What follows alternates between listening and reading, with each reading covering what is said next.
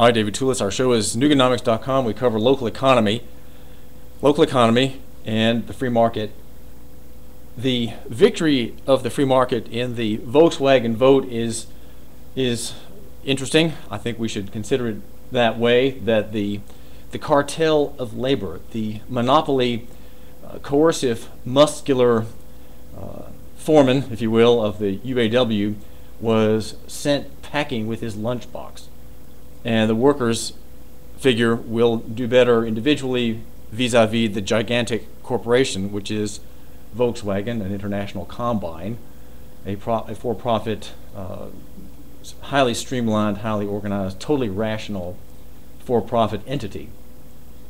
And I think it's a victory for the free market, only in the sense that we have to not enjoy too much the glowing after effects of this perception that we have that it's a good thing for liberty, A, the right to work, and B, and the freedom of relations between business and labor. And the reason I think we shouldn't overstate the value of it is because we have to remember that one of the parties is a gigantic multinational, and it is trading labor for wages with individual men and women who come to it as supplicants. They come to it in the greatest terms of humiliation, which of course is the online application process where your data is entered, you have to give your social security number to strangers, or you can't get to the next window.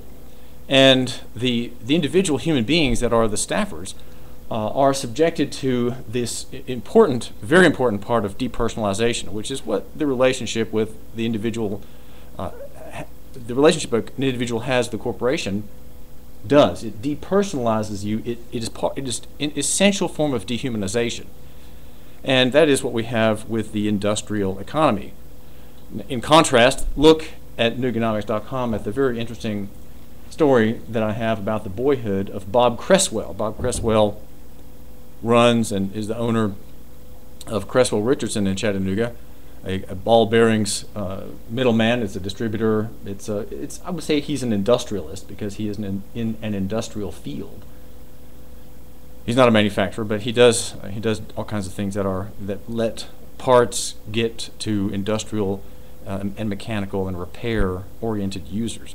Well, his boyhood was all about local economy, all about agrarian economy, and the world that he lost, the world that we've all lost, is one that he describes in his little biography that Gene Stubblefield helped him to assemble late last year.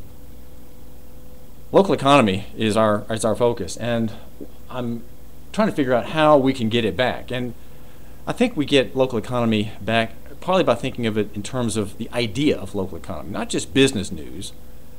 I'll let Chloe Morrison of Nuga.com and Dave Flessner at the Times Free Press cover the news and keep us updated about headlines and new chain stores opening and so on. The idea of local economy is really important, I think, because it's more important the more intensely we realize that the national disaster ahead, which has multiple forms. It has various aspects all working together in a way we can't really measure in their dynamic. In that coming collapse, which will have a definite financial and economic side, we need to figure out what we can do individually, you, my listener, and me, your host, David Toulis, with the formerly newsprint ink-stained fingertips. What can we do individually to not lose half of our value, half of our assets? Because that's what we face, the loss of at least half. And many people you know, will lose everything. They'll lose employment, they will lose their houses in foreclosure, they will have no liquidity, they will have no parents, they will have no brothers and sisters to help them, or, well, they're going to better start keeping track of their relations, because that is where they will have to turn when they reach bottom. A lot of people are going to reach bottom in the coming crisis, which is, it could be, this is a dozen years in the future still. It could be. We'll see parts of it within 6 years, probably, and other parts will last 20, 30, 40 years. And we've already seen certain aspects of this return to reality, which is, of course, the crisis, the great disaster that we had presaged in 2008. My theory here at nukenomics.com, and I hope you explore with me for a few minutes today where this theory takes us, is that local economy is a kind of salvation, if you will. Not in terms of God saving men through the Lord Jesus. It is really a kind of salvation in the sense of economics and culture, in which we bring back what we've lost. Not just being sentimentalists here, not just being romanticists, not really being just idealists, but being real and realizing that the national economy can't be fixed, national government can't be fixed, and there are ignition factors perhaps coming into place, and one of them could be the whole gay ruling that is desired by gay lobbyists, David Boies, lawyers, people like that, who want to overturn marriage. They want to overturn marriage by redefining it. That could be a trigger. That could be a trigger which affects other things that are confidence-based, namely money. We have a money system based on confidence only. It is not based on substance. It has no connection anymore really with labor or the application of sweat to natural resources, which is where wealth comes from. Wealth comes from the labor applied to the earth, right? Farming, mining, and from those two things come factories, come the marketplace. So I think if you're a new listener, I certainly welcome you. My name is David Toulis. The show is pretty businesslike, I'd say. It makes a pretty strong argument every day here at Copperhead 1240 from 1 to 3. Online, you can go to ustream.tv and watch our show live. That's ustream.tv, and we are the Copperhead station, Copperhead 1240, the little AM station that could. I think if there's a theme today, it touches a little bit on Volkswagen, and you could say it's about the idea of the pyramid economy. The pyramid economy, which is, you remember, pyramids. There are those three in Egypt. One of them has had a lot of loss on its face. It was the triangular stones that made the surface perfectly smooth were all stolen or used for municipal purposes in Egypt in I think the 1800s. Well, those three pyramids are a picture of what we have we have it in Chattanooga, we have it in Washington, in New York, and that is a national economy, an economy where, in fact, pyramids are sprouting everywhere. Some of them are visible. Many of them you can pass by in your car and see them. They are places where capital has gone to die. Well, capital meaning labor. Labor has gone to die, and it cannot be recovered. These pyramids cannot be unmade. Right? You can't unmake a pyramid and get back the labor lost therein. In Cheops's time, at the time when, I think before and after the time where in which the children of Israel were enslaved, the Egyptians built the pyramids, and by one account that made reference to this, there were 100,000 people working for 100 years, and the labor of all those people is simply lost. What they built produces nothing. Okay, it produces a little revenue for Egyptian tour bus companies and maybe some KL flights into Cairo and so on from tourists, but it is lost labor. These are things that people go to amuse themselves with now, right? They are tourist objects. They are tourist attractions, but they don't produce anything, and the labor is all lost in them. And we have a pyramid economy today, a cartel economy, that has really devastated local economy. It has devastated culture in Chattanooga. I'm a man. I'm a dad. I'm involved in culture in Chattanooga. I'm an editor of a homeschool newsletter I'm a former newspaper editor as well. And I have a lot of, well, anecdotal evidence that would suggest that culturally we are in a very bad way. And another way of looking at American culture, as evidenced in Chattanooga, is what you could call atomization. Atomization is effectively the loss of community. Now, I know there are people who, when they hear that, say, well, you must be in another circle of friends than I have, because I have a lot of friends. We get together at Camp House for coffee. We have projects going together. We're members of the same social media club. We share likes on Facebook. We even send emails. We're really intimate. We send emails to each other, and we follow each other on Twitter, right? And I don't see what you're talking about at all. In fact, Chattanooga has a vibrant culture. Well, okay, yes. Let me admit that Chattanooga has a vibrant culture. I know my wife Jeanette. She knows everybody. She's a mom. She's a homeschool teacher. She's a writer and a speaker occasionally at academic conferences.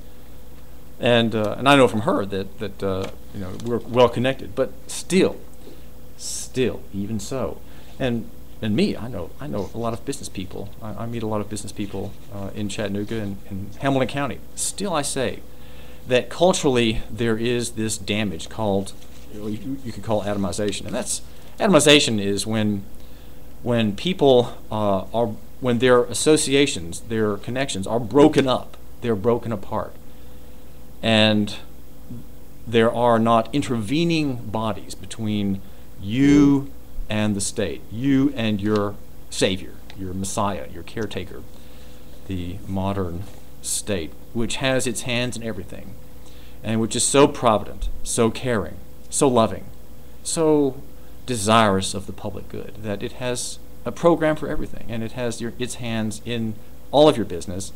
There's barely anything that you can do that it doesn't know about, as it has drawn to itself the attribute of God, which is among the three of them, includes omniscience, being all-knowing. God, of course, is omniscient. And the modern welfare savior state, the messianic state, is also omniscient, though it was said last week in a kind of defensive report in one of the major newspapers that that NSA collects only 20% of all the phone calls. Well, we have this. The antidote to this alienation, this atomization, is local economy. And part of if you want to summarize local economy in three fragments we can string together with semicolons, it would be: local is better than remote, simple is better than complex, and personal is better than corporate. And that the English in the early 1900s had, with the help of a couple of writers, developed this idea somewhat, and it's called distributivism. I've not learned a lot about that. I know one of the writers of distributivism fairly well, G.K. Chesterton, and another one is Hilaire Belloc, who was a Frenchman, became an Englishman, and a disciple of the Roman Church.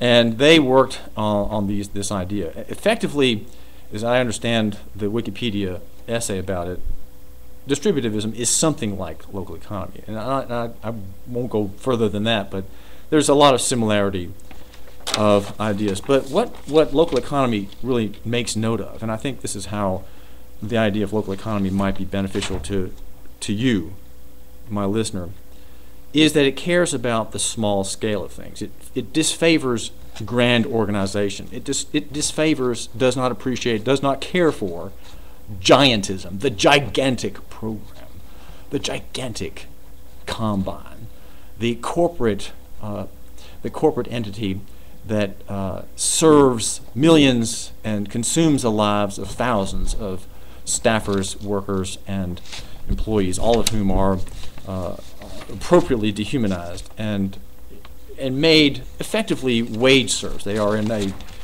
master-servant relationship with that corporation, who views them as human resources. In fact, why even small companies now have not just personnel directors, they have human resources directors.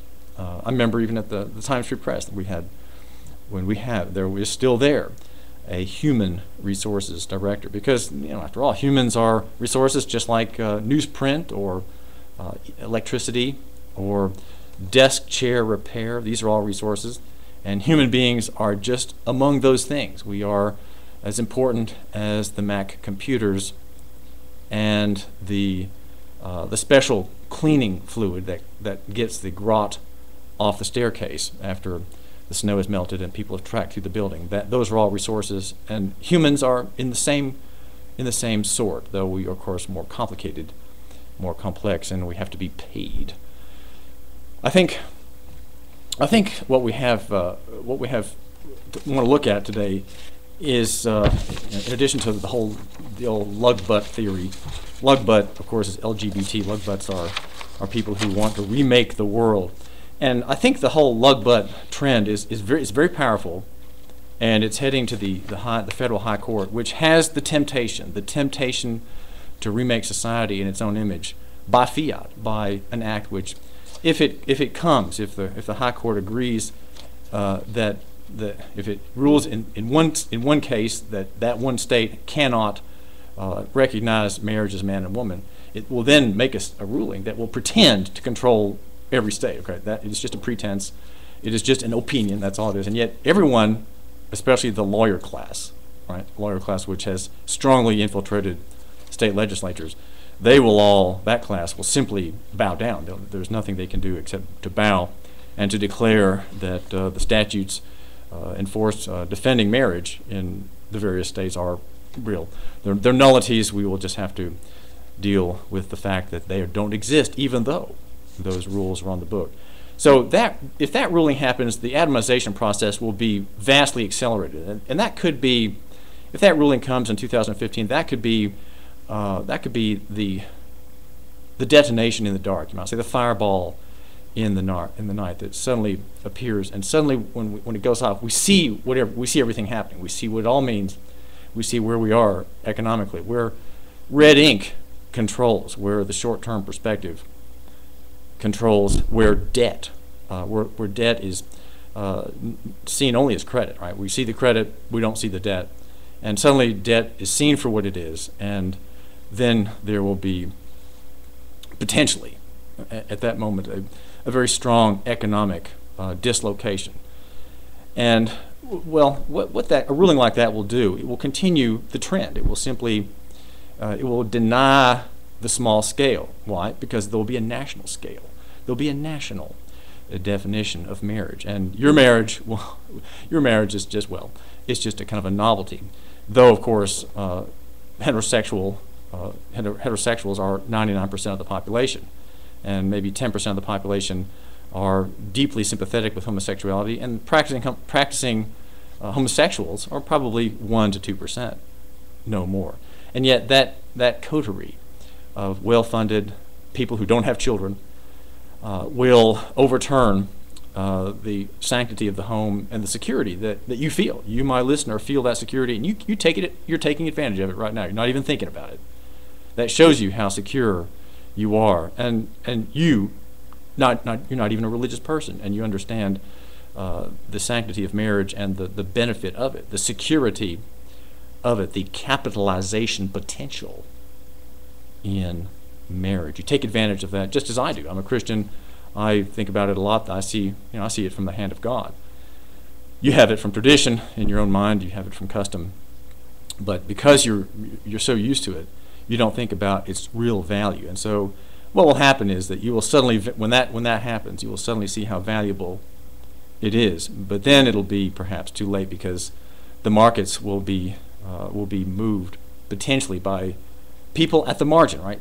These things happen at the margin, and then suddenly there'll be potentially a rush to liquidity. And I don't know how that. I'm not predicting that, of course. I'm just suggesting that it could happen in this way, where all these factors behind the scenes that touch on economy, that touch on culture, and that have input from law, these all will work in a way that no one really can predict to affect national economy and to further damage local economy. But even if there is damage that has this attack on marriage, you have to understand that there will be countervailing things that can be done, just even though the national sector is ruined on the point of marriage.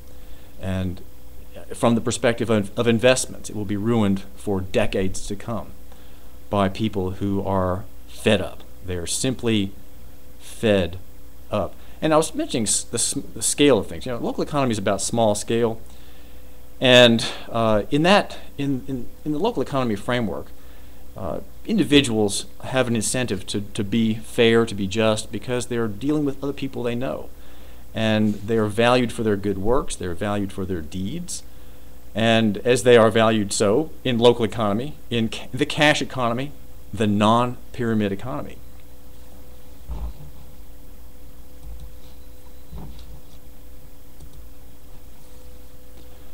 You have advantages that are not just economic, but social advantages. Think of in a local context, if a family is burned out, a family has a major medical crisis, there's old age, there's personal disaster, you have a kind of social security in local economy. Though there's no contractual right to a contract for social security, and there's no political promise of social security as that offered by the SSA, the Social Security Administration in Baltimore.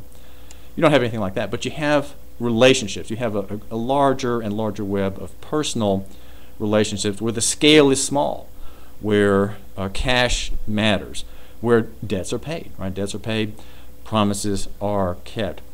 In economies that are small and local, you strive to have others feel that they owe you something based purely on their sense of fairness and conscience. People interact economically and socially with the same people. That creates goodwill. That is called social capital. And what's happened is we don't have that. We have much less of that than we used to at the time of Bob Cresswell's boyhood, and even Bob Cresswell's growing into the bearings business in the 1950s and 1960s. Those kinds of interactions have been eroded. And the current system is trying to replace social relationships it's really trying to separate people from their connections. It somehow thinks that as human, these human relationships are eroded down to nothing and people are atomized. Those gaps can be filled by government, by cartel-oriented businesses, and by the social state, the social welfare state. There's a quote from of2minds.com, the website of Charles Hugh Smith, and it says, "What the architects of these current systems have lost sight of is that the illusion they created by pumping free credit into the system, that's a pyramid, only works on some parts of the economic system and at the cost of greatly undermining the social component of the system." And that's what we have. We have a huge credit economy in which the debts aren't going to be paid back, and we have a sclerosis, a hardening of the arteries among social dealings in culture, in local economy in Chattanooga. Hang on, this is David Toulis. One dies. We in the South say he's passed, gone to another place. Death is so much more than a trying time, but we have to deal with it. You want a funeral home that helps you get through your ordeal. You want a professional, but not one who lacks warmth or sincerity. I'm Josh Jennings. That's what I offer at Hamilton Funeral Home and Cremation Services in Hickson. Care for you, a local owner and operator who keeps your funeral costs down. A great place at which to remember, even celebrate the life of the one who's gone. Just call me, 531-3975. This is Josh. Again, the number is 531-3975. Hamilton Funeral Home. Oh, one more thing. Love your neighbor. Buy local. Do you feel better outside your home or business than in? Indoor air quality is important. Mildew, mold, smoke, and road damage are prime causes for indoor air quality. Ducts, Indoor Air Professionals, better known as Duct Busters, cleans HVAC systems using 127 definable Duct Busters steps. Let Mark Thompson address the indoor air quality at your business and help reduce employee illnesses. Prevent fires by many are dryer goods. Mark and his parents, Dick and Joan Thompson, have been building our local economy and helping local people with HVAC systems 16 years. Ducts, indoor or professional. Call 876-9907. 876-9907. Ducks. Call now. Hi, my name is Bruce Krebs with the Entrepreneur Source. I help people who want to be self-employed. I help my clients through a very fact-based and analytical process to understand all the criteria that's important to them. I then help them look at franchises or businesses that fit their criteria. Once my clients find the right opportunity, I help them find the best way to finance the business, including paying themselves for the startup phase. If you're just curious to understand the types of businesses that may be right for you, please call me for a free assessment. My phone number is 423-875-5621. All this month, take advantage of 0% financing or a $1,500 rebate on your new Camry. That's right, $1,500 cash back or 0% financing on a brand new Camry. This is unheard of. All this month, take advantage of 0% financing or a $1,500 rebate on your new Camry. That's right, $1,500 cash back or 0% financing on a brand new Camry. But you have to get to Capital Toyota off Lee Highway. All this month, take advantage of 0% financing or a $1,500 rebate on your new Camry. That's right, $1,500 cash back or 0% financing on a brand new Camry. Capital Toyota is home of the world's classiest mid-price car, the Camry. Capital is your Lexus and Scion dealer. All this month, take advantage of 0% financing or a $1,500 rebate on your new Camry. That's right, $1,500 cash back or 0% financing on a brand new Camry. Capital Toyota on Lee Highway with a savings that much better. Okay, you get your taxes done by a franchise, but you're just a number. Your preparer might have had a 9-week course, but he's number 2. Are you creating prosperity for your customers and yourself? E.J. Pelton clears the thick underbrush of taxes, helps make your way straight. Don't let uncertainty dampen your local economy spirit. Look, come home. Let E.J. Pelton Tax Service handle your taxes. Eric Pelton is the Chattanooga and Saudi Daisy tax specialist with 37 years under his belt. Eric Pelton also does bookkeeping and accounting to help you reach your entrepreneurial and financial goals. Confidential advice, consulting, and other services. Yours for the asking. EJPelton.com. That's EJPelton.com. Call 332-3339. That's 332-3339. Think ahead. The American Outdoorsman.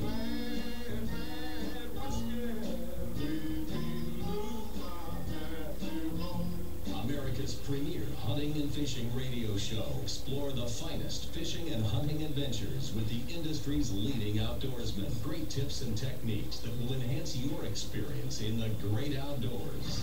So enjoy today. The Man Radio Station. Hunting, fishing, NASCAR, Tennessee talk, Southern rock, kickin' country. Call 40 the Copperhead. Get the latest news and information now. On your Twitter account, search Hot News Radio. That's Hot News Radio. For the latest news and information, go to Hot News Radio. That's twitter.com. Then search Hot News Radio. Hot News Radio is a service of Copperhead 1240. Live from Chattanooga, Tennessee. Our show is Newgonomics.com. Thank you for joining me, David Toulis, our host. I'm the host. Thank you for giving me a couple minutes of your time. We're at the Copperhead Station. You may watch our program at ustream.tv. I think you just type in Copperhead 1240, and we are streaming live from ustream.tv. You can watch me or hear at least what I'm having to say by going online and putting me in the background. Our station and our show want to mention a couple of local economy players for you to think about. Think about supporting. Remember, when you buy local, you are supporting local economy. You are involving yourself in a complicated process called the dollar multiplier effect, and that is that your money circulates in the economy locally, and there's a 5x or 7x multiplier effect over a dollar spent in a national chain. National chains and national manufacturers, if you will, export profit, and Chattanooga cannot survive if it exports all of its profit. There has to be profit in town. And when people talk about sustainability, when the mayor's office in its strategic plan for Chattanooga talks about sustainability or a sustainable city, that's what's meant, or at least that's what you should understand. Sustainability means it has to be profitable for the enterprise to continue. It has to have service to its public.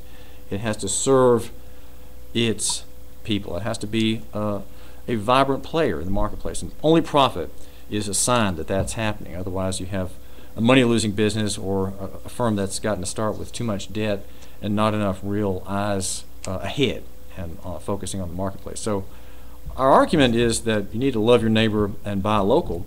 And people who have that idea want to support local economy, want to get to know a provider of a business and have their relationships with that person instead of always shopping the dollar, always trying to get the lowest buck. And often people who are concerned only about the money that they have to spend in, let's say, printing, they're not thinking about local economy at all. The context of their interactions are all, what's in it for me? There's not a mutuality, and that's a temptation we all have. And there's no way to absolutely get out of that. You have to steward your assets, and you have to save money. That's understandable. On the other hand, we can go too far in that, and we depersonalize relationships. We depersonalize our economic transactions, and we forget that we, in fact, are trading. And so if we're trading and not just buying, then we should care about the party with whom we are having a transaction, the seller. And I would suggest that insofar as we're buyers and consumers, that we shop local. And if you need funeral home services, think of a local company rather than a national chain. Think in terms of Hamilton Funeral Home, for example, which is locally owned and locally operated, run by Josh Jennings and partner. The number is 531-3975. That's 531-3975. That's it's called Death Care Services, but it's a place where you and your family can meet to have the wake of your dead loved one, and you have professional service, people who really care. They're local, and they are cheaper. They have better prices than the national chains. In fact, when Hamilton began, the national competitors, there are two of them in this part of the county, had to make sharp drops of price because Hamilton was offering things at a more reasonable rate. Also, if you are thinking of going into business for yourself and want to hear about franchises, you need to call a local expert. That's Bruce Krebs, who runs Entrepreneur Source. Bruce Krebs at 875-5621, 875-5621. The franchise is a ready-made system that you take up. You pick it up and you run with it. And of course, you pay a franchise tax every month, or kind of a fee to the franchisor, you as the franchisee. And but that's what you have. That's the price you pay for having someone else's brand that you are serving here in Hamilton County, or wherever you might be from, if you are listening here to my show and just passing through. And in the same direction as Bruce Krebs, who's the Entrepreneur Source, you can get other services and advice about going into your own little business from Eric Pelton. He is a CPA. He runs a tax preparation service, and he also does books for a variety of businesses in Chattanooga. There's a Saudi Daisy office, and you can call the main office down on Brandon Road at 622-3156 and arrange to meet with Eric. He'd be glad to chat with you if you want to discuss your financial situation, or have him do your tax return if you're liable for one. It's ejpelton.com is the website. The number is 622-3156. That's 622-3156. There was a big story in the Sunday paper about a couple who were stiffed by having drawn into their purses and billfolds a $100 bill that was a counterfeit. They had trouble with this bill when they unwittingly passed it at a SunTrust bank, as they were having some notes counted for them, and they'd gotten the bill from BB&T, which is a locally owned bank, and of course it seems wonderfully overplayed. on the top of business page in Sunday's editions. But it makes a great point, and I would say because it makes a great point, it's not overplayed at all. It takes up the whole front of section D, the business section. The photograph is of a man named Josh Reisinger, and his wife Amy was the one who got the bad news that one of the banknotes that evidently were going to be deposited in their account was a fraud. And the reason it's interesting is because we live in a national economy where all the money, in fact, is fraudulent. Though it is the right counterfeit money is severely and excruciatingly protected by the U.S. Secret Service, which has an office in the Solomon Building in Chattanooga. Donna Job is quoted in the Times Free Press story as the resident agent in charge of the branch here of the Secret Service. She says, "It's not uncommon for fake bills to pop up, especially at this time of year. We are, quote, we are seeing a lot of counterfeit. It always picks up after Christmas when evidently people who print this money without the proper authority in the wrong location print a $100 bill and try to get it used and have it accepted for real goods and services in the marketplace. That's called passing the bad dollar. And we have to understand that the reason we face a national calamity, a day of reckoning, if you will, financially, is that the whole economy is based on counterfeit currency, counterfeit money. Because, well, here's why. We call it a bill, right? You say you have some dollar bills in your pocket. I hope you're a man who has dollar bills in your pocket. A man who has only a credit card in his pocket and not a single Federal Reserve note is he's kind of I don't know. In my mind, he's kind of a weak person. His thinking is weak. He's not weak. He's strong, but his thinking is weak on this point. He needs to understand that the pyramid economy is all plastic. Local economy is all money. It's all payment. And when you buy with plastic, you are buying your sandwich on a mortgage. Okay, and that is you are effectively what I like to call is pushing. You're feeding the tapeworm. You're supporting a parasite that consumes the life from the digestive system for itself. And the person is eating and eating and eating, and he's never satisfied, and yet in his gut is filling this very long 200-foot worm that is the tapeworm that eats off of what goes in the way of real valuable food. The story points out that to avoid being stung by a counterfeit bill, you should always, when you receive cash, look at what you are given. Because if you refuse to accept a bill because it's torn, because maybe someone had taped two pieces together, or because it has just the wrong feel, then you are saving yourself a headache, because no one will compensate you for that. The Secret Service won't. The bank that's about to pass that off to you, it won't compensate you either. If there's a store from which you got that bill and change, it's not going to want to take it back. How can that store manager know that bill actually came from the hand of his clerk there at the checkout in aisle number 4?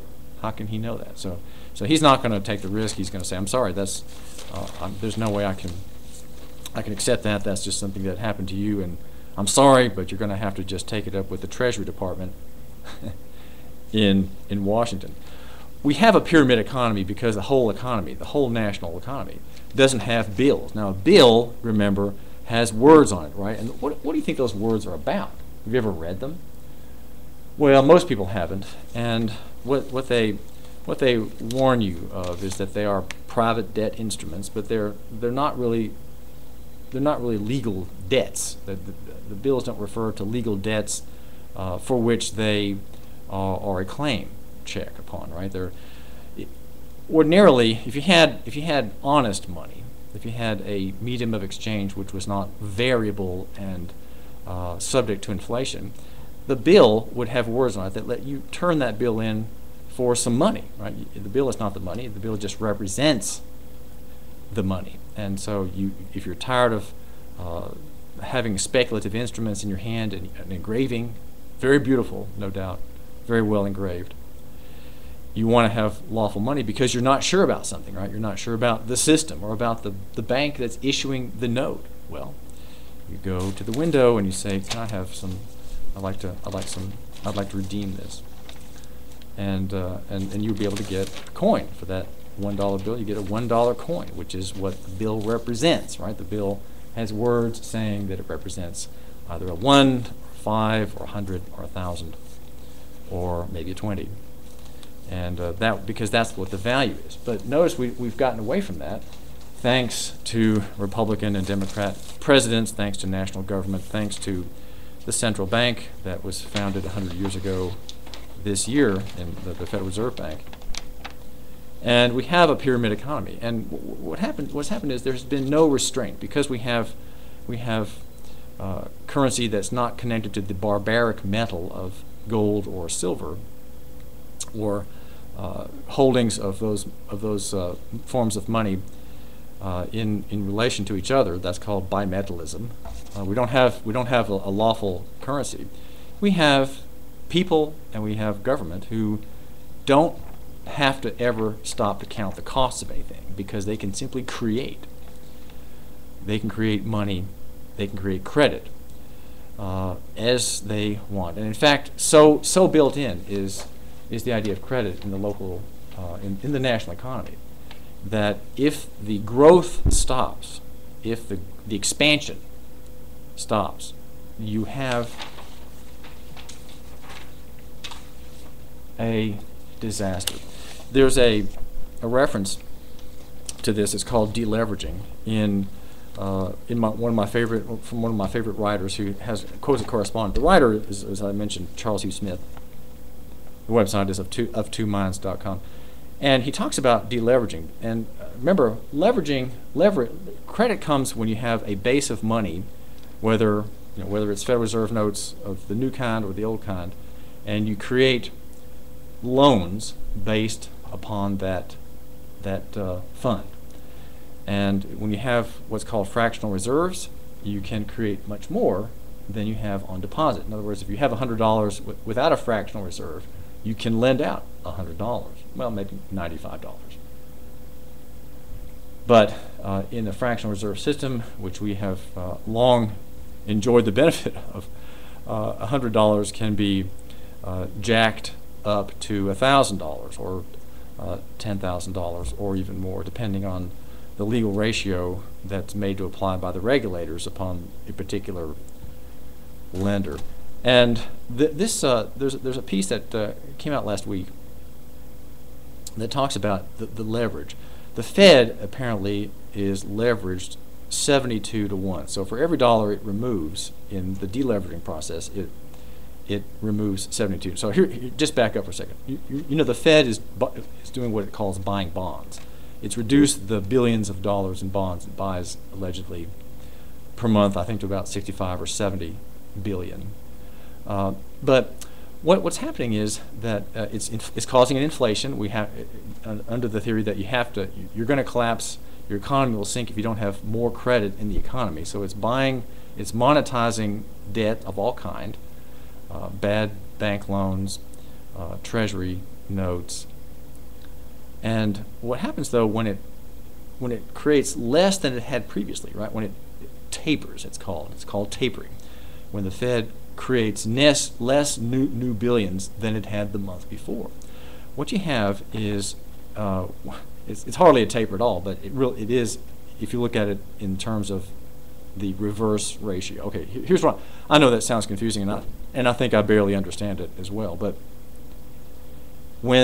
if you have if you have a ratio of 72 to 1, that means for each dollar added at the Fed, okay, let's say from a deposit from BB&T, let's just say, then the Fed can generate $72 from that $1 on deposit with it, right? And the banks, of course, are packing the Fed right now. All of their reserves are in the Fed accounts, and that's why loans are hard to get, apparently. Now, what happens when you taper, though? What happens when the Fed says we're going to cut back, otherwise we're going to have an explosion? Well, for every dollar it removes, it actually removes $72. the product of 72 and 20. Let's see what went back into here. It's when it cuts back $20 billion in tapering, which is when it went from 80 to 60, or was it 90 to 60, 90 to 70, it removed $1.5 trillion of liquidity. So that's called deleveraging. So notice what's happening. You have suddenly less, the power of the multiplier effect in fractional reserve banking is in reverse, right? A bank that, if a bank has $100 and is highly leveraged and it has $10,000 in loans that are outstanding, and you take out some money, that money that you take out in cash deleverages against that whole holding of loans. Okay, do you understand that? You hurt the bank by taking cash out of it. In other words, taking cash from a bank is very, very damaging because the reverse ratio is equal to its original ratio upon which it made the loans. I know that sounds a little complicated, but his correspondent says, it is a mathematical certainty that this geometric progression of debt growth will end. It goes on to say, the contraction or deleveraging must necessarily be as geometric as the expansion, the leveraging. The Fed can try to keep interest rates at zero, but there will be dire consequences. The Fed can try to taper, but there will be dire consequences. That's how come the headline on this piece, this financial piece, is doomed if we do, doomed if we don't. What I find amazing, it says, is that even if we used a 10-to-1 fractional reserve ratio, the Fed's $85 billion per month QE, quantitative easing, was creating $10 trillion per year in liquidity.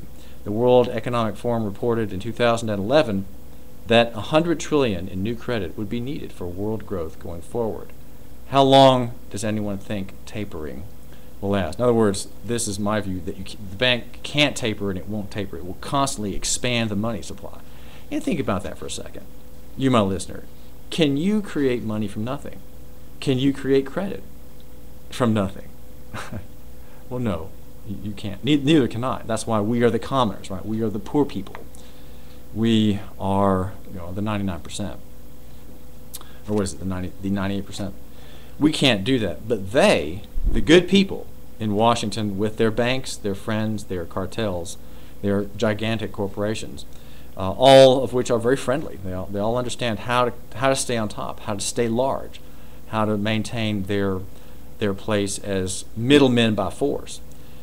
They know how it works, and we have to keep borrowing, right? You have to keep borrowing.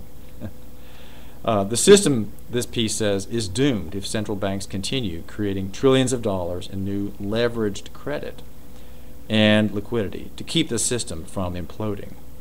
And it is also doomed if they cease creating new leveraged credit, if they taper their geometric expansion of credit. Doomed if they taper, and doomed if they don't. So there's a deleveraging that takes place in the same ratio, and that's what happens when there's a valuation crisis ahead. There's also a credit crisis where illiquidity will raise its head.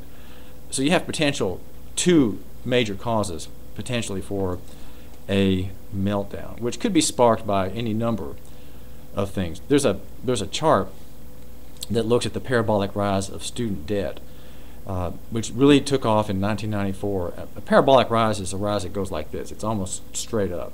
So since 2010 or so, the rise of student debt at 700,000 million, that's $700 billion, is almost vertical.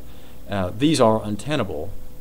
These are untenable charts. The Fed's balance sheet is almost vertical. It's going up at about a 50-degree angle from the start of QE3 in mid-late 2012. Of course, now it's tapered, right? It's not the rise of assets is not as great. Of course, again, tapering is the creation of new money, and you can't do that. I have to work for my money. I have to sell. I sell advertising. That's what I do. Your host here, David Toulis. I sell advertising to local economy players so that you can hear about them. They can have a little connection with me and my show, And they know that you are a motivated man. They know that you since you give me a few minutes today, and maybe you did yesterday, you have some sense of where we're going. You want to use your dis-ease, your unease, your state of anxiety. You want to use that for a good purpose. And I think local economy is how I suggest that you do that. Live not in fear of the good people, not in fear of their collapse, which is going to be a great and magnificent event that will be very painful, and all of your friends are going to lose half their value. Don't live in fear of that. You need to know it's coming. It is coming. There is a day of reckoning. When, no one dare say. But it is coming. It has to be so in principle, because the world is controlled by covenant. The world is based on a covenant with God and man. And when men violate his rules, if you believe the teaching of the Christian church, if men violate his rules, if they violate the rules as summarized by the Ten Commandments, number 10 is, for example, thou shalt not covet. If that rule is violated and its violation is institutionalized, we face a very, very exciting time. And that's why you should support my advertisers. My name is David Toulis. Our show is neweconomics.com. My advertisers are people who need your business. Okay, you need to support them, whether it's Capital Toyota or Ducts, the indoor air professionals, or even Jets Pizza in Hickson. Jets Pizza, a little pizza shop, great. There's a great square dish pan pizza. You would enjoy that greatly. Support these businesses. Why? Because they are part of local economy, and you, my listener, are part of it too. So become self-consciously aware of local economy. If you need computer services, don't go out of town on someone's recommendation for it. Find someone local. Find a local web designer. Find a local social media person, such as John Moss, who runs Moss Media Labs, or other. Kevin Cherry up in Cleveland, Tennessee. He'll get your mobile advertising situation in order. So these are people you need to support because they're here. Right? They are here. We share geography.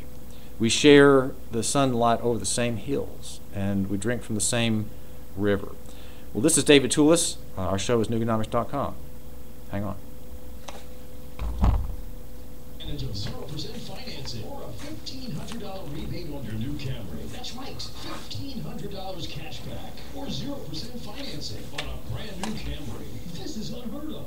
All this month, take advantage of 0% financing or a $1,500 rebate on your new Camry. That's right, $1,500 cash back or 0% financing on a brand new Camry. But you have to get the Capital Toyota on Lee Highway. All this month, take advantage of 0% financing or a $1,500 rebate on your new Camry. That's right, $1,500 cash Seth, back it's still or wrong. 0% Can't keep making financing mistakes on a brand new Camry. Capital Toyota is home of the world's classiest mid-price car, the Camry. Capital is your Lexus and Scion dealer. All this month, take advantage of 0% financing or a $1,500 rebate on your new Camry. That's right, $1,500 cash back or 0% financing on a brand new Camry. Capital Toyota on Lee Highway, with the savings are that much better.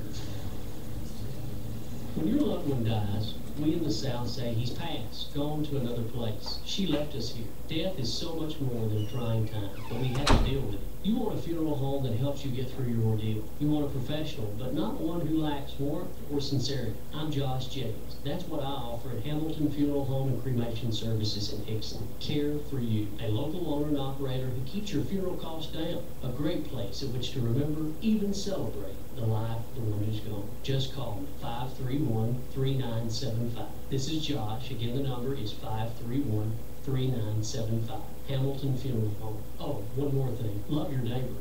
Buy local.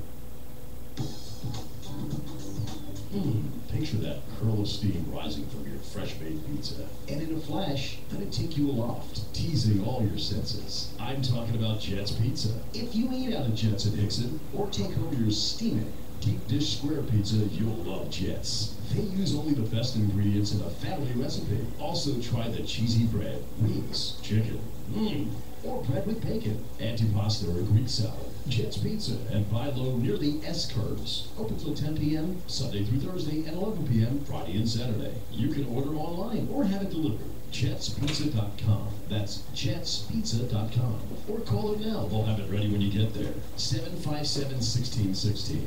That's 757-1616. Hot and delightful above the clouds. Jet's Pizza. Now that's Italian. You're a hard worker. Your little business is your future. E.J. Pelton Company is an accounting and tax service that works to help you keep what you have earned. E.J. Pelton keeps current on tax laws and has been helping people like you 37 years. E.J. Pelton has an office on Dayton Pike in Sunny Daisy, open all year to serve you. Think ahead, ejpelton.com. Call 332-3339. That's 332-3339. That's ejpelton.com. Think ahead. All systems go.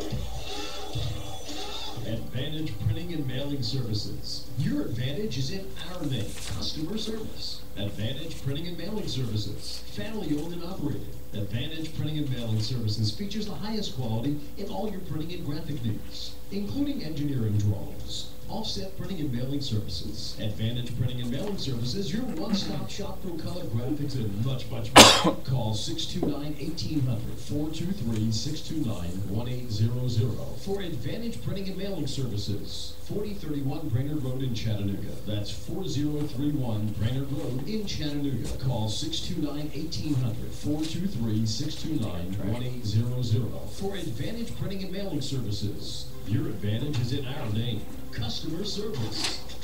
All systems go. You feel better outside your home or business than in. Indoor air quality is important. Mildew, mold, smoke, water, and road damage are prime causes for indoor air quality. Ducts, Indoor Air Professionals, better known as Duct Busters, cleans HVAC systems using 127 definable Duct Busters steps. Let Mark Thompson address the indoor air quality at your business to help reduce employee illnesses. Prevent fires by cleaning your dryer vents. Mark and his parents, Dick and Joan Thompson, have been building our local economy and helping local people with HVAC systems 16 years. Ducts, Indoor Air Professionals. Call 876-9907. 876-9907. Ducks. Call now. Get the latest news and information now. On your Twitter account, search Hot News Radio. That's Hot News Radio. For the latest news and information, go to Hot News Radio. That's twitter.com. Then search Hot News Radio. Hot News Radio is a service of Copperhead 1240. The Man Radio Station. Hunting, fishing, NASCAR, Tennessee Talk, Southern Rock, Kickin' Country. WSDQ Dunlap, WEPG South Pittsburgh, The Copperhead, WSDG Sunny Daisy, Chattanooga.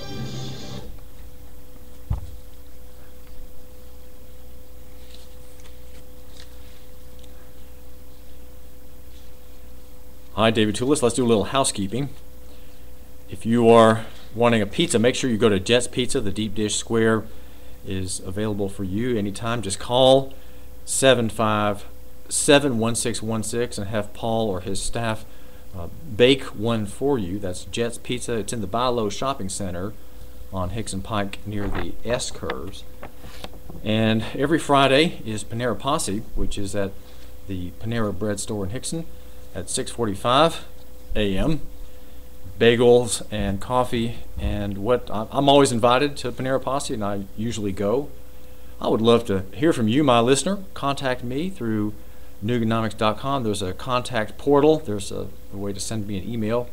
Let me know what you think of our show. If there's anything you'd like me to talk about, please contact me that way. Or if there's something I need to see, if you have some inside information or something of a special interest to a writer and a journalist, which is me, your host, David Toulis, I would love to hear from you.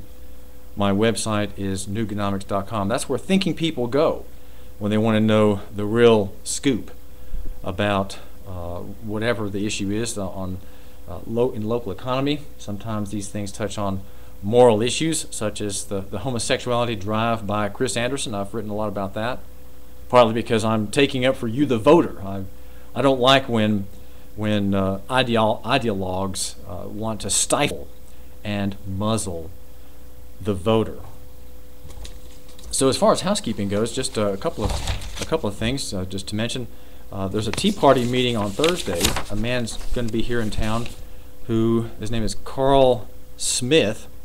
He is the founder he's the founder of Frederick Douglass Republicans, and he'll be speaking at the Tea Party event. It's a monthly Thursday night event at 6:30 at the Century Club Banquet Hall. That's just off of just south of the dam. You take the first exit from the dam on Highway 153, and that's more or less where it is. It's right near a it's next to the lighting gallery. And Carl Smith is described by Mark West as an undying defender of the Constitution and liberty. He's a retired U.S. Army officer, and he says he knew three things about himself. He was black, a Christian, and a Democrat. One night, though, after a personal encounter with God, he decided to change how he voted, and the press statement quotes him as saying, "I'm not a black conservative. I'm a Frederick Douglass Republican. And as such, I believe in respect for the Constitution, limited government, individual responsibility, and respect for life." So he will be speaking here in Chattanooga at the Tea Party event. The Tea Party has a Facebook page.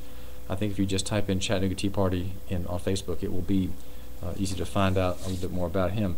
There's a story by David Carroll on TV3, which, by the way, has another story about how the Snowden affair, the Edward Snowden revelations about the good people, is uniting left and right, uniting liberals, the ACLU on one hand perhaps, and then Tea Party, libertarians, and others on the other side. And notice what's happening here, and this is something I've noticed in writing about local economy for the past year and a half. Local economy being suspicious of foreigners, right? People who are from faraway places, especially people who have the power of the pen with which to write statutes. They are almost invariably bad for us here in Chattanooga and Hamilton County. And if you take a localist perspective, you find that while there's a certain political dynamic to localism, of course, it unites people of different backgrounds. Of course, we're not just against the NSA. That's too easy. I'm not just against totalitarianism and the turnkey police state, as Bill Binney calls it. I'm for something positive. I have a positive ethic, if you will, and that is, of course, local economy, the vibrant personal economy that is enabled by the internet. So that's where was I going? There's a story here, TV3. David Carroll's TV station, there's a story by AP on the TV3's website, which you might want to read. And David Carroll, the anchor, has a story about Tennessee Temple University moving by 2015. More pieces of the property there in Highland Park have been sold to Redemption to the Nations, which is a denomination. I could not easily find out about it this morning when I typed in those four words in my search engine. But it has two churches in Chattanooga, one in Highland Park, the newly moved there, another in Ottawa. So there's a price tag of $3.1 million, and there's a statement quoted by David Carroll that it's good to have statements like this from Steve Eccles, the president of Tennessee Temple University.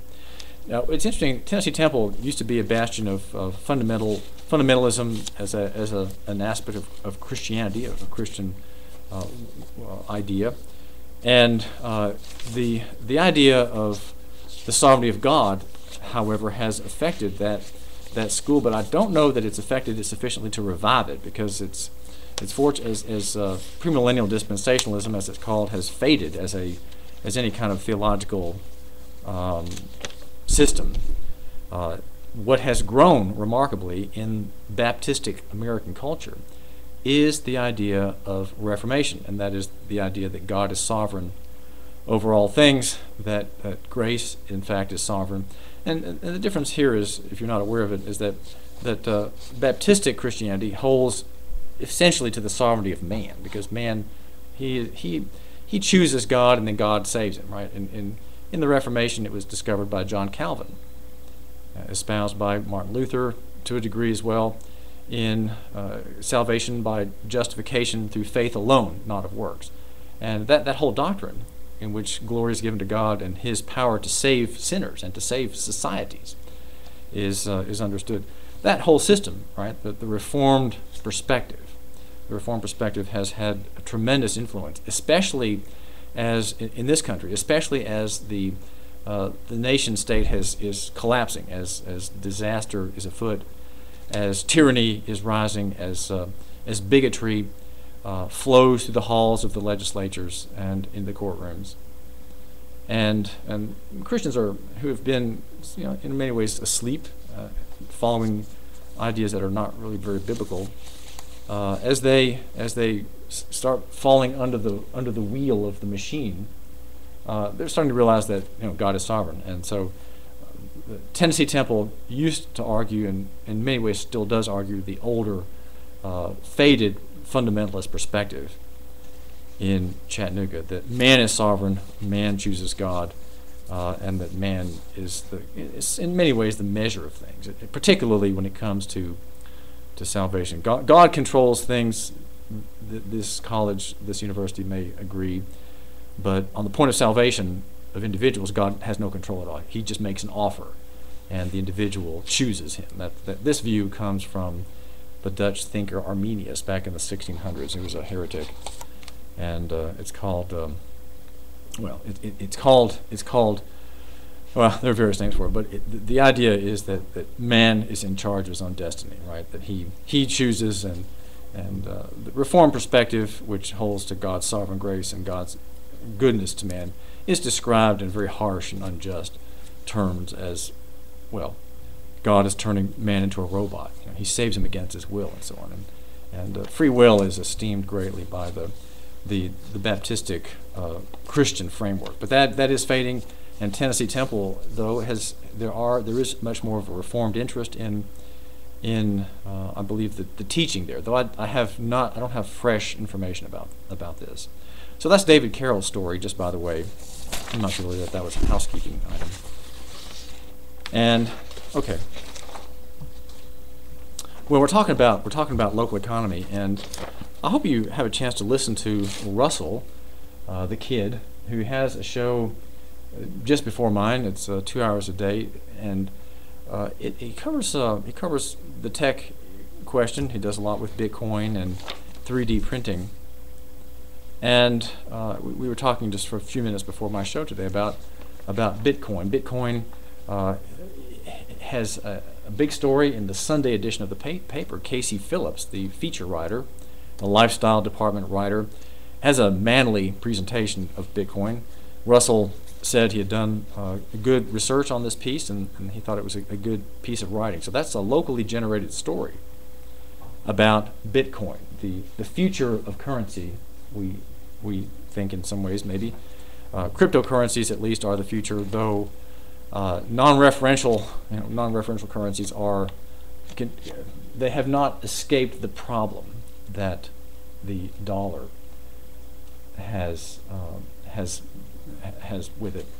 And you understand where I'm coming from, I hope. My perspective is called hard money. My perspective is that money needs to be fixed, just as other means of measurement need to be fixed. I believe that feet should be 12 inches, and that yards should be 3 feet, and that weights, ounces, and kilos, pounds, gallon measurements of liquid and space, these should be fixed, that they should not vary from day to day. But the means of measurement of all things, including your labor, that means is varied. It varies every day, and there are all kinds of people who want to control behind the scenes the value that you have. And I can say that it's my suspicion, since I'm the slow man of Chattanooga, it's my suspicion that they are not really looking out for your interest. You, my listener, have an interest, right? And that is to be paid rightly, to be paid in money that does not evaporate, that is not constantly being rubbed by somebody while it's in your pocket, and made smaller. Coins are reeded because the trick in the old days was if you had a silver coin or a gold coin, you could chip off, you take a little sliver of gold off the side, and pass that, that 1 crown coin on to someone, that 1 franc coin onto someone, and he wouldn't know. So the reading, these little ridges that go around the edges of the coin, show you, and they prevent the scraping of the money by people who want to steal a little bit of its value by a sliver or two. Well, the money is still reeded, but there's no reason anyone would want to peel off a sliver of a quarter, right? Because it's a quarter of nothing. It used to be that a quarter was a quarter of a dollar, and a dollar was a dollar of weight of certain fineness in silver. That's what a dollar was. And so Ron Paul talks about this in his latest essay. I saw a version of it. I saw 2 versions of it today, one at lourockwell.com, and the one I'm holding in my hand I printed off of Alex Jones's website, infowars.com. But he's not very optimistic that there can be any reversal with the new Fed chairman who testified before Congress last week. He says the same monetary policy that got us into this mess, the mess of national debt that's unpayable, will remain in place until the next crisis hits. He says, isn't it amazing that the same people who failed to see the real estate bubble developing, the same people who were so confident about economic recovery that they were talking about green shoots 5 years ago, the same people who have presided over the continued destruction of the dollar's purchasing power, never suffer any repercussions for the failures that they have caused. They treat people of the United States, and I would say of Saudi Daisy, of Hickson, of North Hamilton County, near Chattanooga, as though we were pawns in a giant chess game, one in which they always win, and we, the people, always lose. Of course we always lose. We have to lose. We have to be good-natured about it. We can't be greedy now, can we? Why would you want to be greedy when the national economy is at stake? He says, no matter how badly they fail, they always get a blank check to do more of the same. And that's why there cannot be reform. You have to understand that the system cannot be fixed. There will be no reform out of Washington. You can Joe Carr, whom I think we should support for the federal Senate, he's a good man, and Alexander and Corker need to go. But even he can't stop what is gathering, and has been gathering for 40 years. That is to say, a great reckoning, when the pyramids are finally understood to be dead, to be inert, not a storehouse of value, just lost labor, billions and billions of hours of lost labor. That's what happens whenever you have a bubble, whenever you have a series of well, not just a series, but a multitude, an innumerable horde of pyramids. He says, yet the Federal Reserve solution has always been to pump more money and credit into the financial system to keep the boom period going. This is Ron Paul. And Mrs. Yellen's proposals are no exception. Every time the Fed engages in loose monetary policy, it just sows the seeds for the next crisis, making the next crash even worse. Look at the charts of the federal funds rate to see how the Fed has had to lower interest rates further and longer with each successive crisis, from 6% to 3% to 1%, and now the Fed is at 0. Some Keynesian economists, such as Paul Krugman, who writes, whose column is carried in the local newspaper, have even urged central banks to drop interest rates below 0, which would mean charging people to keep their money in bank accounts. He goes on to say the Fed now sits on a balance sheet equivalent to nearly 25% of the gross domestic product, and is committed to continuing to purchase tens of billions of more dollars of assets per month. I think you keep saying, well, that's just, David, that's just so boring. Why do we keep talking about these bond purchases? Well, the bond purchases are how that's just a sort of, it's not really a technical word, but it describes the process by which the Federal Reserve System creates from nothing trillions of dollars. And by one account, the Fed bailout programs that I mentioned last week, the Fed bailout programs And the Fed's various facilities, some of which are public and some of which are private, have created, was it 70, well, I'm not remembering now, $73 trillion in new money. Now, as you were admitting to me a moment ago, you can't do that. You can't even create $1. The man who was given a bad $100 bill by BB&T, caught when he tried to deposit it, when he had some cash counted at SunTrust. That man has to work for his money. He calls himself in the story in the business section of the paper on Sunday a low-wage worker. He's married, and he's stuck with a $100 bill. Well, think about this: we're all stuck with counterfeit money. And if you lend someone money in the Federal Reserve unit,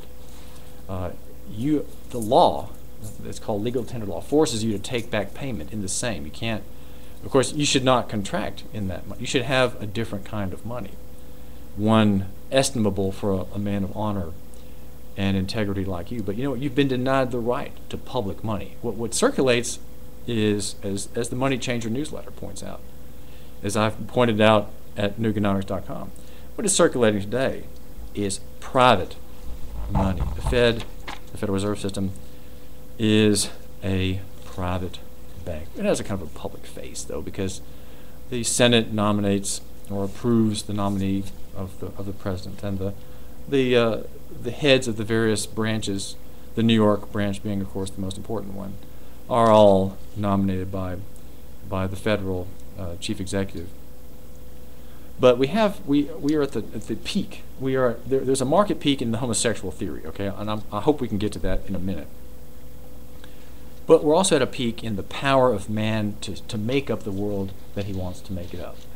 And it's done sexually. It's done when Facebook laid out the 50 or 60 genders that you could pick, from cisgender to trans man to trans woman, whatever else.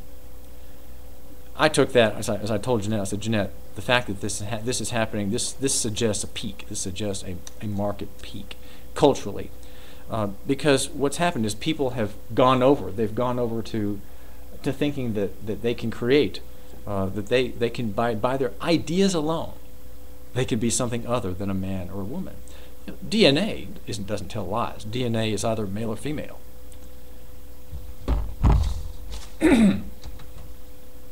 There's no way that DNA can be changed, no matter how many attempts at turning a penis into a vagina a man endures. No matter how many operations he goes through to become a woman, can he actually be one? And so there's this sense that somehow we are in charge of all things. We are the measure of all things. These tell me market peak, okay? The peak. That's not just in terms of money, but in terms of culture. In other words, the homosexual shares have reached their highest value. They may reach their highest value if the High Court rules that no state has authority to define marriage. It'll do that only if it denies the federal structure of American politics, American law. It's very possible it won't do that, but if that happens, that will be the peak. And after that, there will be culturally and economically a large drop in value. The shares will go down rapidly, okay? Just as the shares have gone up rapidly this year, almost in a parabolic way. In other words, just as student debt, just as paper money creation has gone up parabolically, almost vertically, right? In an unsustainable path, so too have the shares in homosexualism, the homosexual theory, the gay agenda, the gay life, the gay media approval has gone up this year, or last year. 2013, dubbed by the Times Free Press as the most gay year ever. Well, this suggests a top, right? This suggests the acme, the highest point.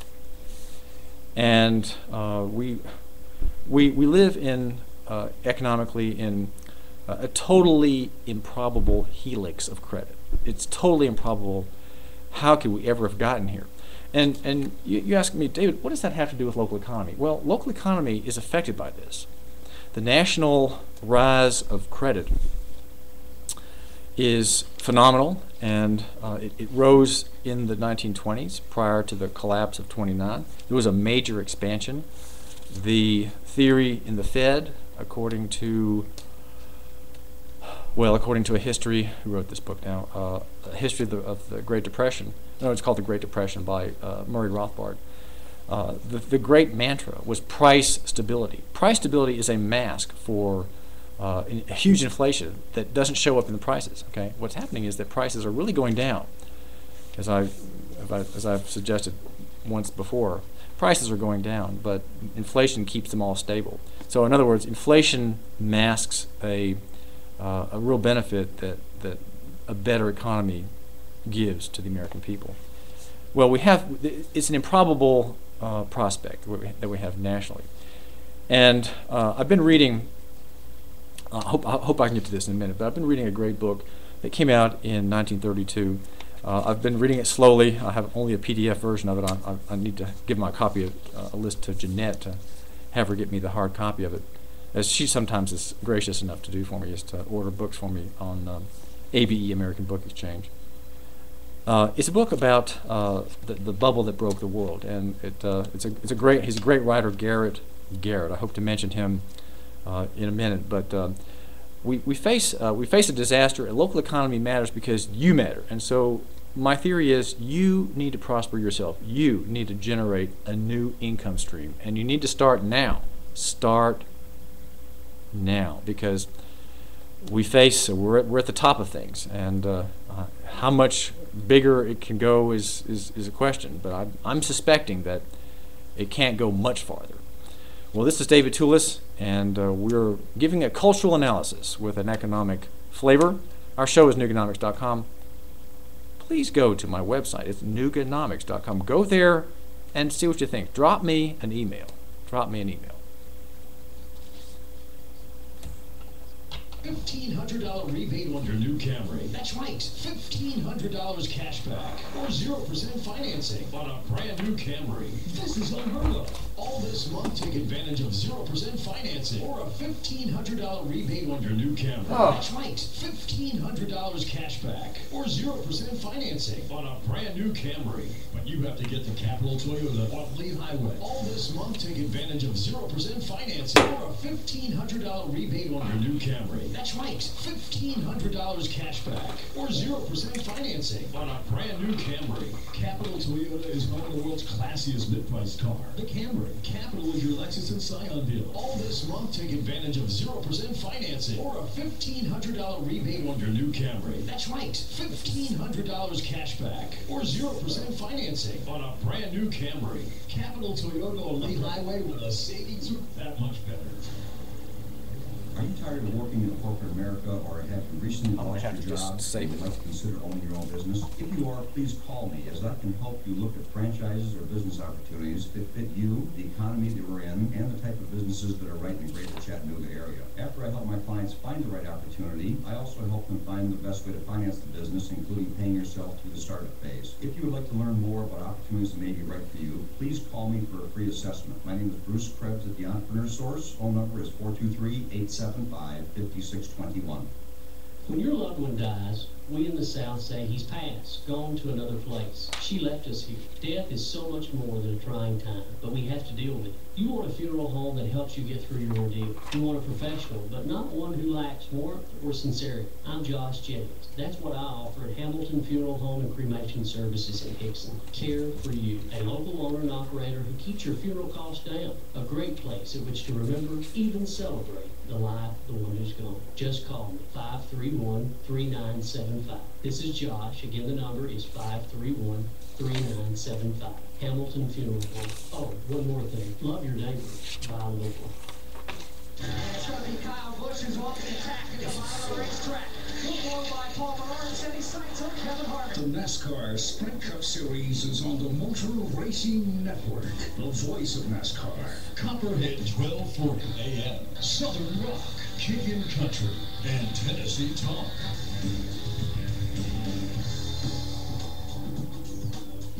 Take Picture that curl of steam rising from your fresh-baked pizza, and in a flash, let it take you aloft, teasing all your senses. I'm talking about Jet's Pizza. If you eat out of Jet's in Hickson, or take home your steaming, deep dish square pizza, you'll love Jet's. They use only the best ingredients in a family recipe. Also try the cheesy bread, wings, chicken, or bread with bacon, antipasta or Greek salad. Jet's Pizza and buy low near the S curves. Open till 10 p.m. Sunday through Thursday and 11 p.m. Friday and Saturday. You can order online or have it delivered. jetspizza.com. That's jetspizza.com. Or call them now. They'll have it ready when you get there. 757-1616. That's 757-1616. Hot and delightful above the clouds. Jet's Pizza. Now that's Italian.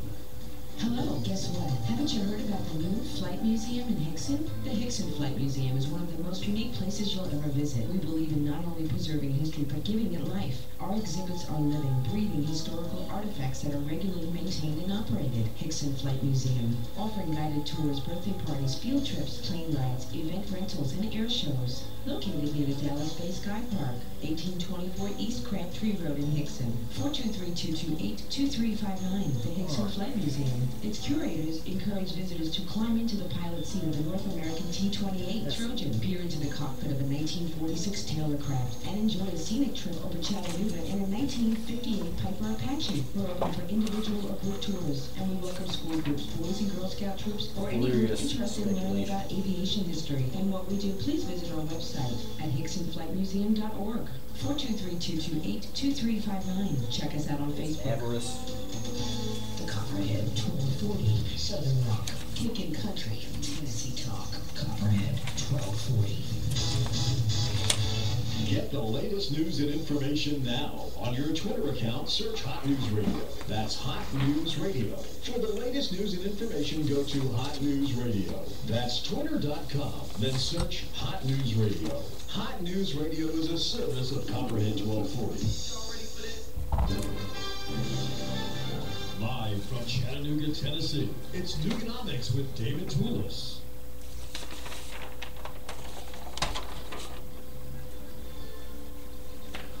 Hi, David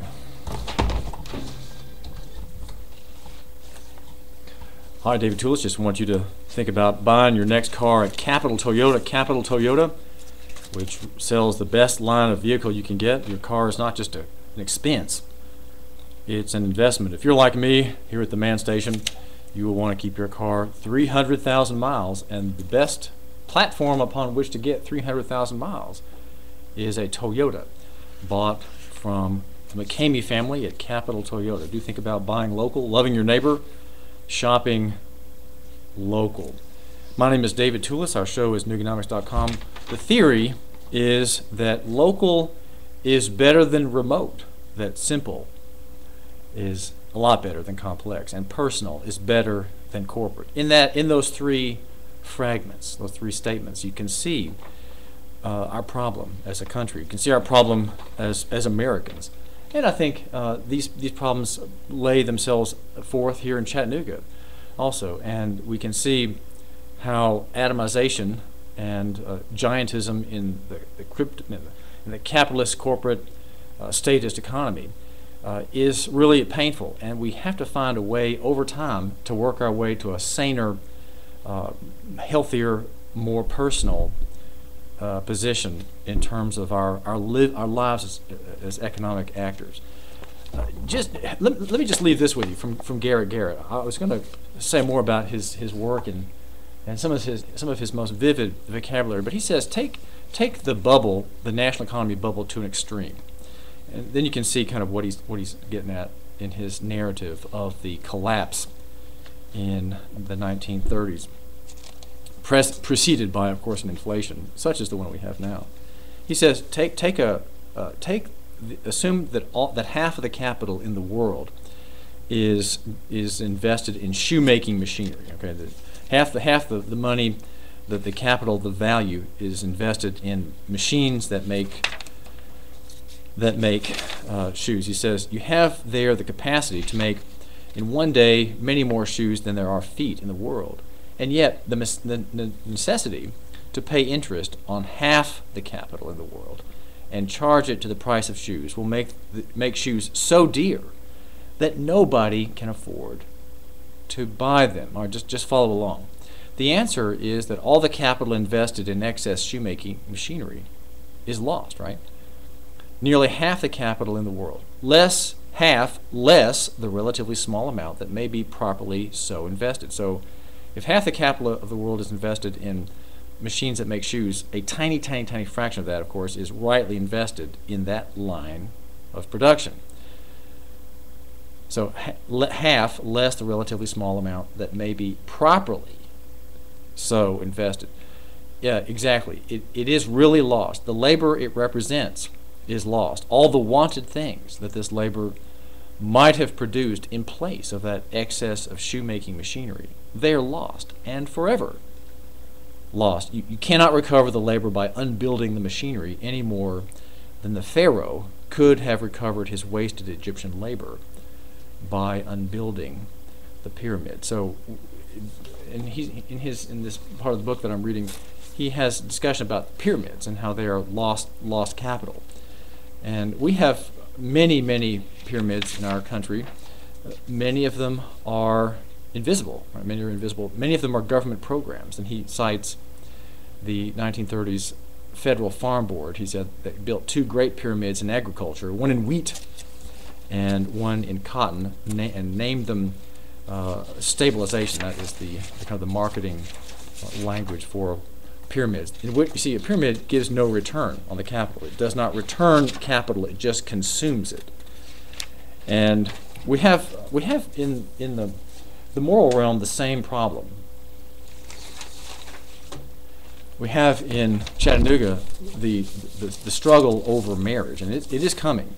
The struggle over marriage is coming. It will if the homosexuals win, if the queer lobby, many of these people like to call themselves queers. They're very bold about it now. It's not a word of shame. It is a word of considerable pride to be one. If they win in the high court and there is a nuclear detonation, that's what that would be. It would be equivalent of a legal nuclear bomb going off that would spread a toxic radiation across the world. But it would be devastating to all the living, standing unions that are legally understood to be marriages in the country, and all the legislatures. It would be understood to be devastating of their work in having erected laws that define marriage as between one man and one woman. You have to understand just as the credit economy is really just debt, right? It's just debt, but it's presented as credit. It's presented as a great value, which it is. It is a great value. You have a similar dynamic in the homosexual theory. The homosexual theory that has already had a small but important misstep in Chattanooga in the gay ordinance that allows gay and heterosexual unmarried partners of city staffers to obtain their place on the beneficiary rolls for insurance subsidies and other benefits. That was passed with the help of Chattanooga's notable homosexual city council member, Chris Anderson. I was noticing with some amusement the story in the Saturday Times Free Press, an editorial on the left-hand page.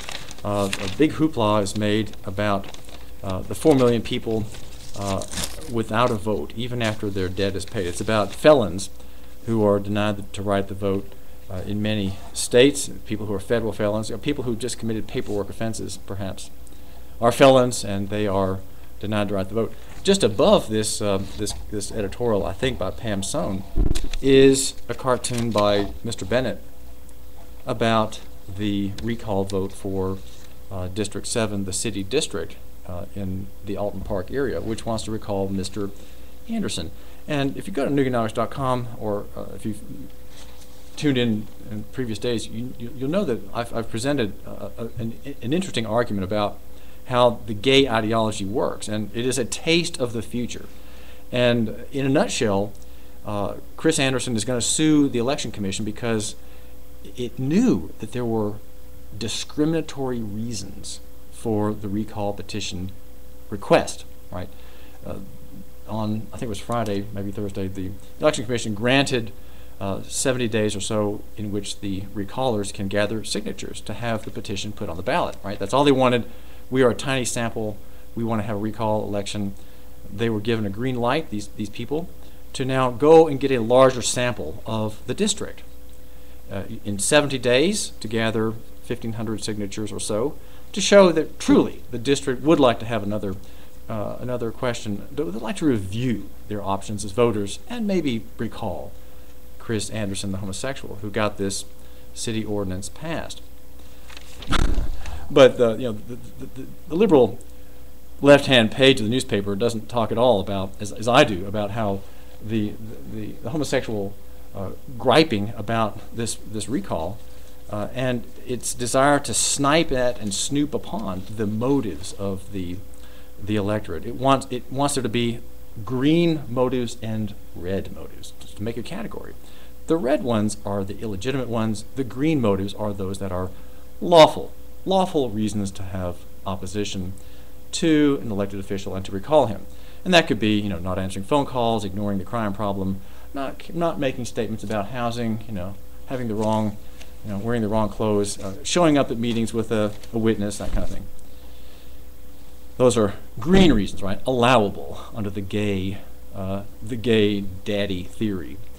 But the Lugbutts have also a red category, and they want the Election Commission to snoop into the motives of people who are Christians, right? Christians have an opposition to Chris Anderson because he's a homosexual, and Christianity very plainly condemns homosexuality. It's a capital offense. In the colonies at the founding of our country, it was a capital offense in all 13 of them. And in Africa, it is an offense. It is a crime in Africa in many nations. Let me see, I made a note here from the New York Times story that moved yesterday about, let me get his name right, about Yoweri Museveni in Uganda. He's about to sign the pro-family bill that makes homosexuality a crime. Homosexual acts are criminal acts. And apparently, according to the story, quoting Amnesty International, of 54 African nation states, 38 have homosexuality as a crime. And we think, of course, that Africans are backward. We know that Africans are backward. We know that they are a primitive people. They need to be subdued. In fact, speaking of that, Al Gore is very concerned that there are too many black people. Al Gore, the failed presidential candidate, he was speaking last week at the World Economic Forum in Davos, Switzerland, and according to dailycaller.com, says that we need to look at population through a climate lens. He says, depressing the rate of child mortality, educating girls, empowering women, and making fertility management ubiquitously available so women can choose how many children and the spacing of children is crucial to the future shape of human civilization.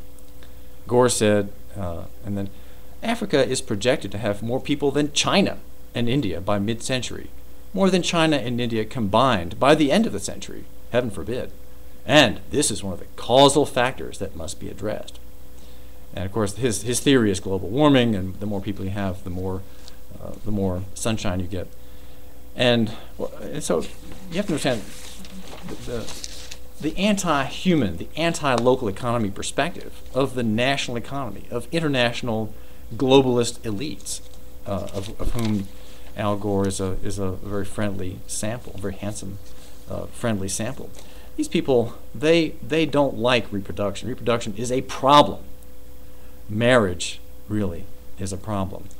Conception, that's a problem too. We need to have fewer people, especially fewer black people, they say. Al Gore wants there to be fewer black people. He's concerned that Africa, the most Christian continent, is going to have too many people, too many Christians. Can't have that. And so Chris Anderson wants to survey voters and have a red motive and a green motive. And the red motive, of course, is the motive of someone like you, my listener. You know homosexuality is wrong. You don't think it's a crime. Well, I mean, I do, but you don't think it's a crime. But you think there's something wrong with people who are homosexuals, and they should not have special treatment in the law. You're very concerned to hear Chris Anderson's lawyer say that blacks are that homosexuals are a protected class. You're very concerned about that. Well, that trend is going to go on, but but it's interesting in holding up this editorial page that the Times is concerned about felons not getting the right to vote, and yet it's perfectly happy to have Chris Anderson and his lawyer sue, which is a lawsuit that's pending. It's coming. We've been told in the press because there are voters who have discriminatory motives, and those motives, they have to be cut out. In fact, if one person's a Christian who wants to recall a homosexual, that one person's discriminatory opinion voids, vitiates, poisons, and otherwise makes illicit a vote to throw out that candidate. So think what happens if you get a bunch of homosexuals in office. They can't be thrown out by anybody who's a Christian. Right? You can't throw them. They can be thrown out for not answering the phone. They can be thrown out for raising taxes, but you can't throw them out because you're a Christian or a person who's sympathetic to Christianity, and you want them to be removed because of the terrible example that they offer. They're terrible examples of domestic life. Just think about that. Well, I'd mentioned Yoweri Museveni of Uganda, and the story in the New York Times this Sunday says that he says he will sign tough anti-gay measure to protect Ugandans from social deviance, according to spokesman of Wano Opondo in a Twitter post on Friday. Homosexual acts can be punished by death sentences in Mauritania, southern Somalia, Sudan, and northern Nigeria, where justice is carried out according to a version of Sharia law, after President Goodluck Jonathan of Nigeria signed a law criminalizing homosexuality throughout the country last month. Arrests of gay people have multiplied amid demands for a crackdown. And not only is Islam or Mohammedanism supporting the oppression of homosexuals, but Christianity is too, according to this story that says there's been a lawsuit filed against an American Massachusetts Christian who's had apparently a lot of influence in Uganda. His name, I had it written down, but I've got the printout here. I can't find it. But a lawsuit has been initiated against this man for his troublemaking role in Uganda to have a defense of the family. So you have to understand that the Ugandans understand that there's marriage and family on one side. Then there's lubricious homosexuality, carnal knowledge of man upon man, anal sex of man and man on the other. And people like Jerry Fletcher, the city council member, he believes that two men having anal sex is equal. That scene is equal to you, my listener, making love to your wife there in the bedroom up on your end of the house there. The children are in bed, the door is closed, the gate is drawn, and you're sweet on your sweetie. These are the same things, according to Jerry Mitchell, the swing vote on the city council, who made this whole thing happen, who helped Chattanooga become a buyer of homosexual shares at the top of the market. You got to remember in investing, you always buy at the bottom, right? You buy when you hear distant war drums and the boom of cannon, and you sell at the top of the market when the parade is going through the town. The confetti is drifting from the rooftops and the open balcony windows. The crowd is roaring, and the soldiers in the parade are going forward in their tanks and their open convertibles. That's when you sell. Okay, you don't buy then. You sell when you see plumes of smoke across the bay and the roar of cannon in distant hills coming closer. That's when you buy. But Chattanooga, thanks to Jerry Mitchell, has bought in the homosexual market at the top. And I hope that he changes his mind. He really can now. He's locked into the position of supporting the homosexual argument. Reuters reported, according to the New York Times, that the president's science advisor, Dr. Richard Tushemierwi, sounds like a Dutch name, told so-and-so at the conference that homosexuality has serious public health consequences and should therefore not be tolerated. Mr. Museveni, the president, said at the time that he would seek further expert opinions. He said in December, "The normal person was created to be attracted to the opposite sex in order to procreate and perpetuate the human race." And he said many women become lesbians out of sexual starvation because they had failed to get married, according to the president of Uganda. This comes after 14 medical experts presented a report that homosexuality is not a genetic but a social behavior, according to the spokesman, Mr. Opondo, in a Twitter comment quoted by the New York Times. And of course, there's an American Jewish World Service quote from Ruth Messinger, and she calls the law draconian, which is nothing less than an act of state-sanctioned hate. Well, when I read that comment, I thought, well, don't forget, every law is a form of state-sanctioned hate. So when the law regulates, for example, cash transfers, you can't pay someone $13,001 in cash without reporting it to FinCENS, the Federal Monetary Surveillance Office. I think it's in, Baltimore. Maybe there's an office in Milwaukee somewhere. You have to file a CTR report. Well, if you don't do that, then you are a criminal. And so what's happened there is the state has made that a hate crime. It's a hateful thing to do that. It is an evil, wicked thing for which you should be punished if you dare do it. Even if you didn't know about it and you did it, you're still guilty, because it's a strict liability crime to not report or to structure transactions to avoid reporting. Both of them are corrupt and evil, wicked, hateful acts. So every law is, in fact, a law that hates something. It is state-sanctioned hate against, homeschooling, against free markets. Invariably, state laws are hateful of the free market because they forbid, under penalty of prison or fining or trial, civil trial or criminal trial, the act that is under state compulsion. Well, the other thing I wanted to mention on this topic is that the local economy depends on marriage. It depends on the home. It depends on the family.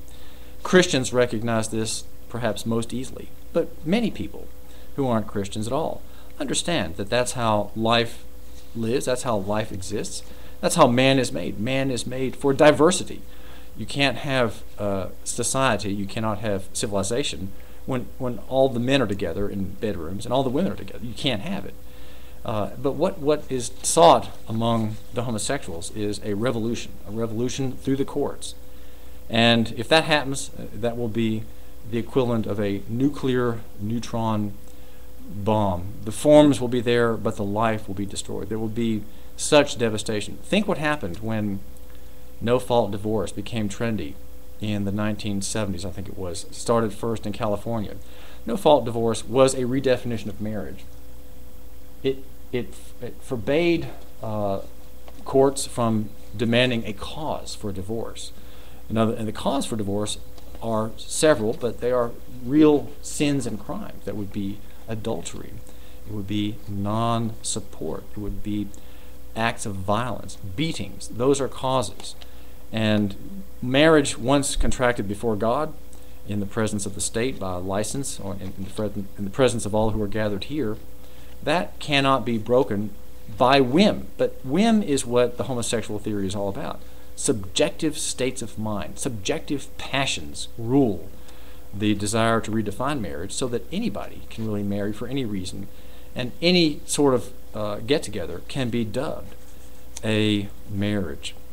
And that offends God greatly. And if our country does that, then we deserve it. Okay, if our government through its court does that, we deserve it. And there will be a long train of disasters. It will take the country, it will outlast, the disasters will outlast the country, okay? They will last longer than the Union of 50 states.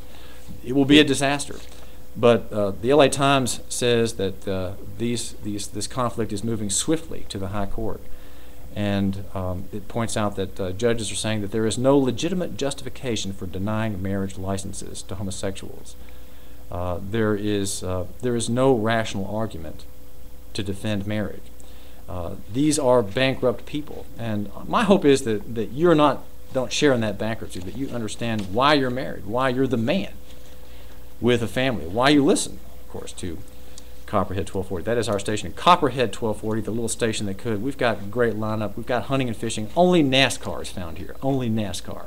Or NASCAR is found only here. Let me put it that way. Only here can you find NASCAR. Hunting and fishing during the day on Saturday. My name is David Toulis. Nuganomics.com is my website. It's Nuganomics.com for the thinking man. Think with me. When your loved one dies, we in the South say he's passed, gone to another place. She left us here. Death is so much more than a trying time, but we have to deal with it. You want a funeral home that helps you get through your ordeal. You want a professional, but not one who lacks warmth or sincerity. I'm Josh Jeffers. That's what I offer at Hamilton Funeral Home and Cremation Services in Hickson. Care for you. A local owner and operator who keeps your funeral costs down. A great place at which to remember, even celebrate the life of the one who's gone. Just call me 531-3975. This is Josh. Again, the number is 531-3975.